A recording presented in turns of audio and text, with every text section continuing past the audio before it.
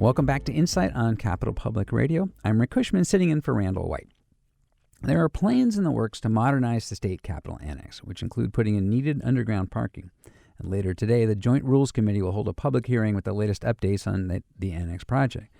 Some people have argued that the project hasn't had enough public input. Some say that too many historic trees on the Capitol grounds would need to be sacrificed. One of those people is Paula Peper. She's a retired urban ecologist with the U.S. Forest Service. She joins us today to explain her pushback against the annex project. Paula, welcome to Insight. Thanks, Rick. Good morning. So, maybe the first and simplest question is, the annex people have been talking about the annex needing modernization for a very long time. Are you arguing against that? Absolutely not. We know that the annex is unsafe as it is, but our argument is really against kind of the secrecy behind the whole project. 4 bills were passed that provided CEQA relief, greatly reduced the ability to contest in court, insulated the project from future budget uncertainty.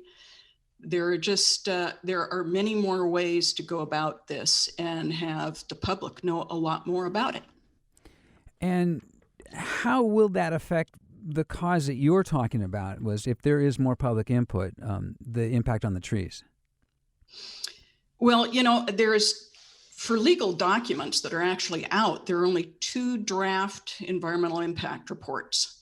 And most people were not even privy to those. And I think public input about where the underground parking garage is going to go, which would be right now, according to the DEIRs, close to 2 acres in size. The underground visitor center will compromise the deodar cedars up front. There are a lot of trees. We really need to know what landscape plan is there. So you're saying that you're not even sure which trees might be endangered? No, there are, according to the DEIR, there are close to 100 trees within the footprint of the construction given on that. And so of those, we know there are the deodar cedars, there's cockspur coral, there are quite a few rare trees and memorial trees. And they say 20 to 30 trees will be removed. We don't know which ones. Which ones? People should know. So for folks that aren't familiar with the Capitol grounds that much, or where you're talking about, could you describe what part of the Capitol is and what those trees look like?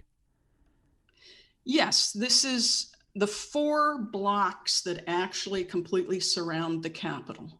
The park itself, this does not include from 12th Street down to 15th Street. Which is We're just talking about, right. Yes. But what's interesting about that is there are already many fewer trees surrounding the Capitol. So we're concerned, especially with air quality issues and carbon storage, all that removing 20 to 30 trees is going to have an impact. What will happen with the rest of the trees? They have to be removed before excavation. Why have we lost other trees around the Capitol? The biggest reason since 2014 has been the drought.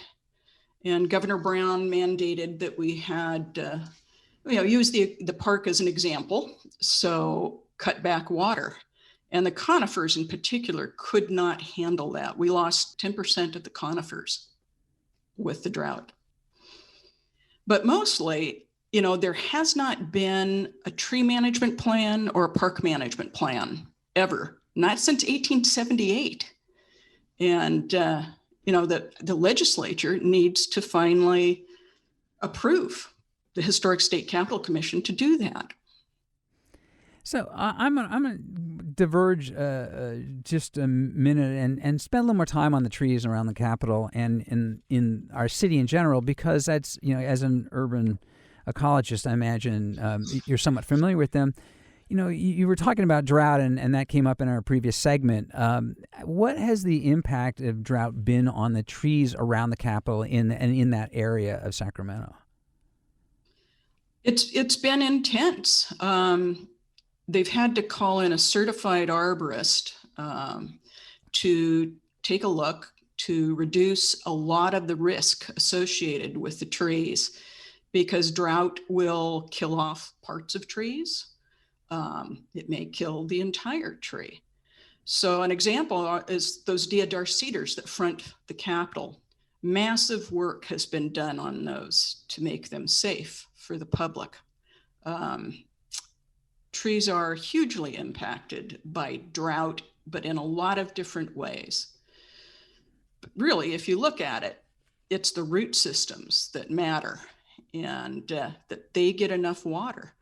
And over the entire park, they just didn't quite get enough water. So is there coming back from that? Can they be restored? Or are they going to be vulnerable?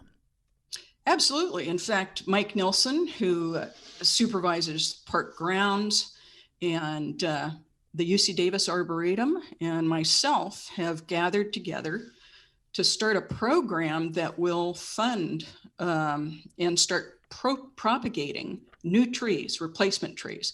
There are 210 species of trees in Capitol Park, 97 of which only have one representative, and most of those are very old.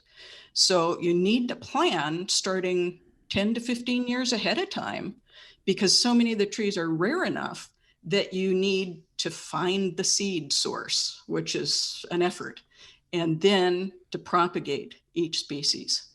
And then how long does UC Davis Arboretum is willing to hold the trees for up to 10 years for us. And then how long would it take some of those trees to become semi-full-size trees?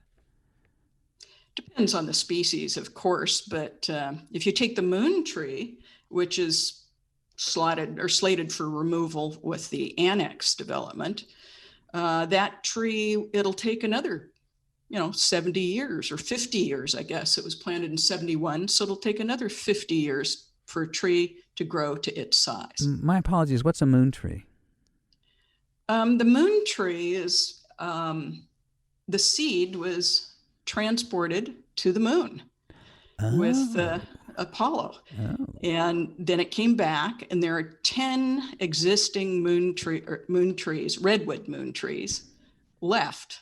And this removal, they're hoping to propagate a new one from cuttings. Wow. I did not know that. That's interesting. All right. So back to this project. Is the argument about losing trees, has that gained any resonance at all? Is there anybody supporting you? Yes, we have, with the Public Accountability for Our Capital, a large coalition, along with heading towards 4,000 people who have signed our petition. But Sacramento Preservation, the California Urban Forestry Council, Sac Valley Group, Trees for Sacramento, Sacramento Tree Foundation, lots of people are supporting this. And not just for the trees, but to look at a true plan that, the whole public can see and decide whether we really need that, given we're already $54 billion in the hole with COVID, fires, huge issues of social justice, and $1.3 billion plus interest for this building and the swing building that everybody's going to move into during construction is not a pittance to all of us who've lost our jobs and our businesses. And has your argument gotten any traction at the Capitol? No. We've contacted lots of legislators. We've been told repeatedly, essentially, that this is the Joint Rules Chairman Ken Cooley's baby. And it wasn't until my webinar last week that we saw any changes on the Capitol website, even. I mean, nobody will talk to us. People are under non-disclosure agreements. That's the reason that... Wait, non-disclosure agreements for a capital project? Yes.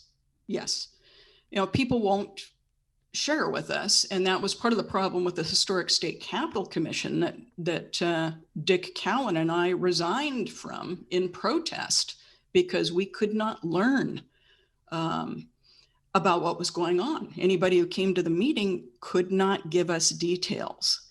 let alone details about the costs or whether all the options that were listed in Senate Bill 836 were ever pursued. And those options included the restoration, rehabilitation, renovation, or reconstruction of the annex, which is an historical building.